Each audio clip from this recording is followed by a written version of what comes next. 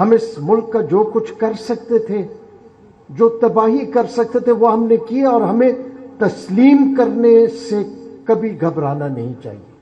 جو کچھ کیا ہمارے ہاتھوں ہوا ہے، ہم کسی پہ مورد الزام نہیں ٹھہرا سکتے، اور یہ 77 سال سے ہوتا رہا ہے اس ملک میں۔ اور 77 سال سے ہوا کیا ہے؟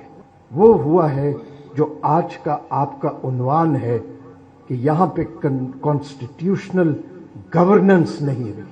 میں نے کئی ایک فیصلوں میں ہائی کورٹ میں لکھنا پڑا کہ اس ملک میں آئین کی بالادستی نہیں ہے، قانون کی حکمرانی نہیں ہے، یہاں پہ ایلیٹ کیپچر ہے۔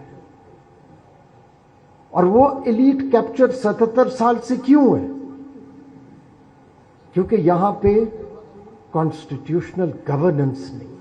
عدلیہ نے کبھی بھی اپنا وہ کردار ادا نہیں کیا جو کہ اس کو کرنا چاہیے تھا، کہ حق حکمرانی صرف اور صرف اس اصل سٹیک ہولڈر، اس عوام کا ہے جو کہ اپنے الیکٹڈ نمائندوں کے ذریعے کرتا ہے۔